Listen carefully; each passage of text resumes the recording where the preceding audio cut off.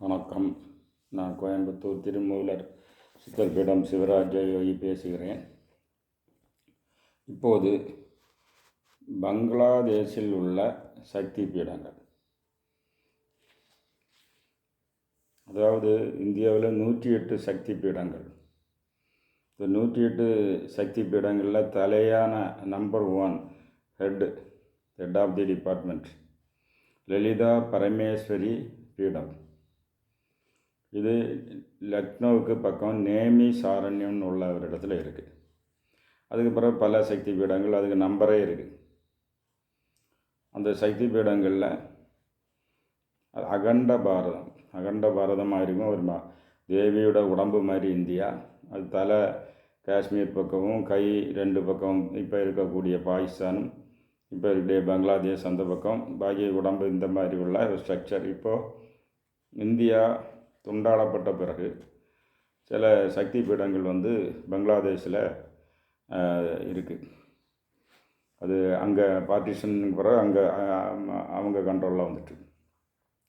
பங்களாதேஷை பொறுத்தவரையில் அது ஒரு முஸ்லீம் நாடாட்ட அறிவிக்கப்பட்ட நாடு. அங்கே இந்துக்களுக்கு எதிராட்ட கொடுமைகளும், இந்துக்கள் பாப்புலேஷனே குறைஞ்சி போச்சு இவங்க தொந்தரவுனால. இந்தியாவில் மட்டும்தான் முஸ்லீம்ஸ் வளர்ந்துட்டு இருக்காங்க. பல கோடிகள் வளர்ந்து, சுதந்திரத்தில் இருந்த விட பல கோடிகள் வளர்ந்துக்கிட்டு இருக்காங்க. மற்ற பாகிஸ்தான்லேயும் பங்களாதேஷ்லேயும் இந்துக்களை டார்ச்சர் பண்ணனால அவங்க இஸ்லாமுக்கு பலரும் மாறி போயிட்டாங்க. ரகசியமாக இந்து மதத்தை ஃபாலோ செய்ய வேண்டிய சுச்சுவேஷன் இருக்குது. இந்த சூழ்நிலையில் அந்த சக்தி பீடங்கள், ஏன்னா இந்தியாவில் உள்ளவங்க தான் அந்த சக்தி பீடங்களை தேடி இது வழிபடுறாங்க. அந்த நிலையில் அவங்க பங்களாதேஷ்லேயும் முக்கியமான சக்தி பீடங்கள், ஒரு 7 சக்தி பீடங்கள் அங்கே இருக்குது. அதாவது இந்த சக்தி பீடங்கள் எப்படி வர்றது எப்படின்னா, சதி மாதா, அதாவது தக்ஷன் யாகத்தை நடத்துவதற்காக அந்த பார்வதி யோக குண்டத்தில் குதித்து அவங்க உயிரை விட்டுறாங்க. அதனால் அந்த யாகம் பாதியில் நிற்கி, அதை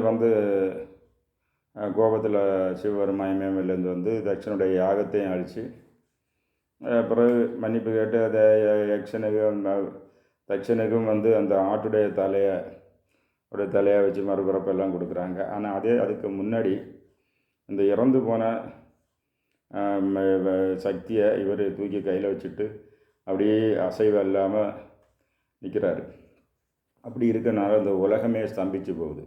இதனால் மகாவிஷ்ணு சிவனை பழையபடி ஒரு செயல்பாடு கொண்டு வரக்கு வேண்டி அந்த சக்தியை, அவருடைய தங்கச்சி தான், அது எப்போவுமே சிவனுடைய மனைவி, மகாவிஷ்ணுக்கு தங்கச்சி, அந்த டெட் பாடியை அவருடைய சக்கரத்தை விட்டு துண்டு துண்டாகி வீசுகிறாரு.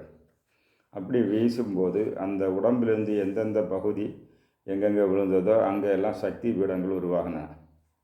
அதுதான் வைஷ்ணவ தேவி கிரீடம் விழுந்த இடம், நாக்கு விழுந்த இடம் ஜுவாலமுகி, அது உங்களுக்கு ஹிமாச்சல் பிரதேசத்தில் இருக்குது. கண் விழுந்த இடம் நைனாதேவி. அடுத்து காது விழுந்த இடம் சிந்துபூர்ணி. இப்படி பீடங்களுக்கு ஒரு இது இருக்குது. அப்படி பார்க்கையில் 7 பீடம் பங்களாதேஷில் இருக்குது. அங்கே உதாரணமாக கால் ஃபீட்டும் கைகளும் விழுந்த இடத்துல இது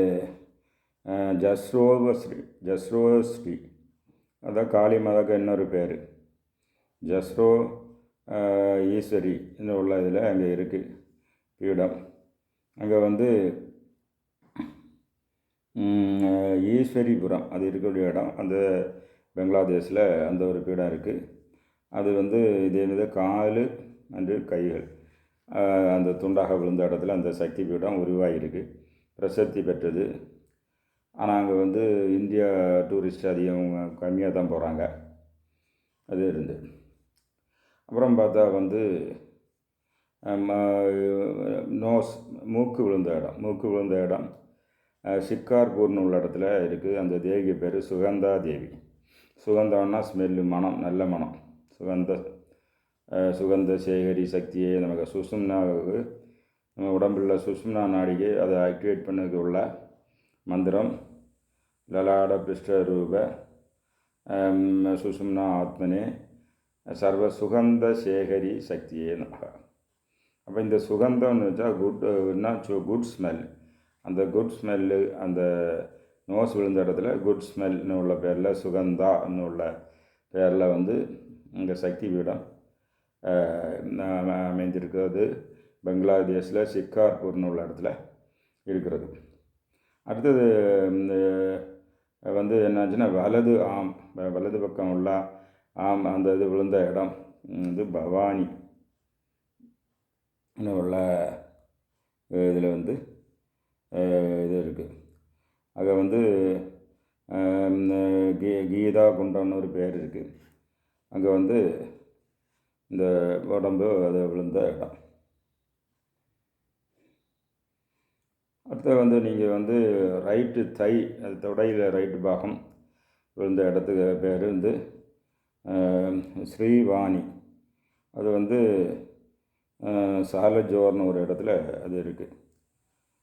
அந்த இடத்துல இது ஸ்ரவானின்னு உள்ள பேரில் அந்த சக்தி பீடம் இது. அங்கே வந்து தொடை விழுந்த இடம், தொடை வந்து சக்தி பீடமாக வளர்ந்து இவங்களுக்கு நகம் விழுந்த இடம் தான் கல்கட்டா காளி. அங்கே பிரபலமாக இருந்து ரொம்ப விசேஷமாக இருக்குது. இதே மாதிரி இங்கே உடம்பில் ஒவ்வொரு பகுதிகள் எங்கே போய் விழுந்ததோ அந்த இடம் எல்லாம் சக்தி பீடங்களாக உருவெடுத்தது. அடுத்தது ஜெயந்தி சக்தி பீடம்.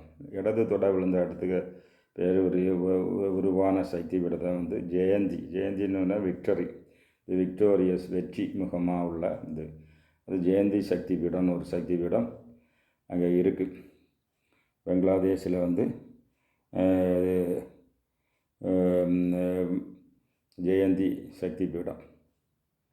அப்புறம் பார்த்திங்கன்னா மகாலட்சுமி சக்தி பீடம். மகாலட்சுமி சக்தி பீடத்தில் வந்து கழுத்து போர்ஷன் பராசக்தியோட கழுத்து போர்ஷன் விழுந்த இடம் வந்து மகாலட்சுமி உள்ள சக்தி பீடமாக பங்களாதேஷில். எல்லாமே புராதனமான கோவில், ரொம்ப பழமையானது, ஆனால் பராமரிப்பு குறைவு. அங்கே கோவில்கள் மெயின்டைன் செய்துக்கு எதிராட்டு உள்ள தாக்குதல்கள் அடிக்கடி நடக்கிறது. இங்கே தான் வந்து போட்டு அரசியல்வாதிகள்லாம் சிறுபான்மையை வளர்த்து விட்டுறாங்க. அங்கே எல்லா அரசியல் ஒன்று சேர்ந்து சிறுபான்மை இந்துக்களை அடித்து அமர்த்தி அவங்கள இல்லாத பண்ணுறாங்க. பாப்புலேஷனே வர தேஞ்சிட்டு போகுது. அதனால் இங்கேருந்து பக்தர்கள் இந்த சக்தி பீடங்களுக்கு சென்று வழிபட்டால் அந்த சக்தி பீடங்கள் மாத்திரம் இல்லை, அங்கே உள்ள ஹிந்துக்களுக்கும் ஒரு உணர்வுபூர்வமான ஒரு எழுச்சி உண்டாகும், அந்த பக்தர்களுக்கும் நன்மை உண்டாகும்.